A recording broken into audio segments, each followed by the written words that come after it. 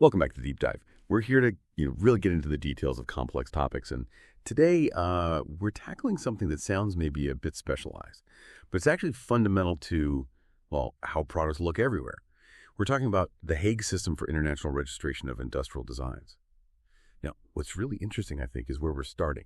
Our source today isn't like a dense academic paper. It's actually a certificate of successful completion. Yeah, it was issued by the WIPO Academy, that's the World Intellectual Property Organization's Academy, to someone named Harminder Singh. And it's for finishing a distance learning course, a specialized course on the Hague System for International Registration of Industrial Designs. This course, it ran from March 1st to April 21st, 2024. And the certificate itself, it's signed by Sharif Sadallah, who's the executive director of the WIPO Academy. So it's like this tangible piece of evidence showing the kind of deep specialized knowledge you need for this system. Harminder certificate. It's kind of our window into this vital but maybe often overlooked area. Exactly. And it highlights something crucial. Without this kind of niche expertise, businesses could really struggle to protect their unique product look in global markets. Maybe we should first clarify what industrial designs actually are, because people often mix them up with patents or copyrights. Good point, yeah. So industrial designs, they're specifically about the visual appearance of a product. Think about the unique shape of a smartphone or the pattern on a chair fabric or even the, aesthetic form of kitchen appliance. Ah, okay. So it's literally just about how it looks. Precisely. Not how it works, that's more patents or, say, an artistic painting, which would be copyright. This is about the design applied to a product. And, in today's world, everything's connected. A product might be designed in Italy, made in Vietnam, sold in Canada. Right, all over the place. Exactly. So protecting that unique look internationally, that's a huge challenge. And that's where this system, the Hague system, comes in. It becomes really, really vital, almost a strategic necessity. How does it work then, practically?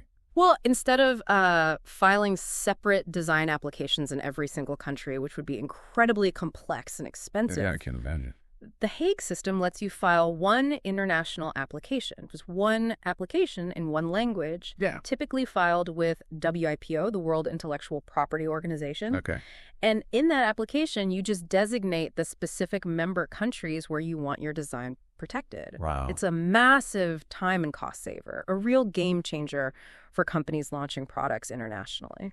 That really does sound like it streamlines what could be a nightmare. So for someone like Harminder Singh, who's just completed this specialized course, what's the practical impact of having that knowledge for businesses? I mean, does it help them avoid certain common mistakes? Oh, absolutely.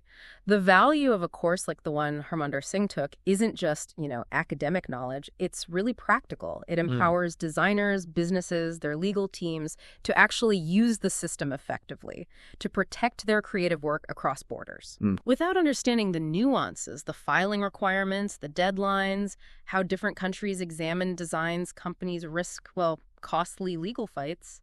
Or worse, they might just find their unique designs copied freely in important markets with no way to stop it. So it's really about protecting their investment in creativity. Exactly. It ensures their innovation can actually, succeed globally. It helps maintain their market edge against copycats. It just shows how much detailed, sort of behind-the-scenes infrastructure is needed to support all the products we use every day without really thinking about it. And just like that, we've sort of peeled back the layers on this very specific but clearly important piece of international IP law. This deep dive, it's really shown a light on how these complex international systems, like the Hague system, exist and why they matter so much for protecting creativity. It all circled back to that certificate, didn't it? Harminder Singh's certificate. It feels like a solid symbol of someone gaining that critical, very specialized knowledge, the kind of knowledge that helps global commerce and creativity actually function. It's a reminder that individual expertise really does underpin these big international frameworks. That's a great way to put it. And if we sort of zoom out for a second, connect this to the bigger picture, understanding and actually using these global IP frameworks effectively. It isn't just about lawyers ticking boxes. It's fundamental. It's essential for driving innovation, for fostering economic growth, really on an international scale. Think about it. Without systems like The Hague, designers and companies would face huge barriers protecting their work overseas. It could really stifle the flow of new designs and products that we often take for granted. Which maybe leads to a question for you listening at home. How many other complex, highly specialized international systems, kind of like the Hague System, are out there quietly shaping our world. Protecting valuable creations, facilitating trade, managing resources, all happening every day, mostly under the radar. That is definitely something to think about, a really provocative thought to end on.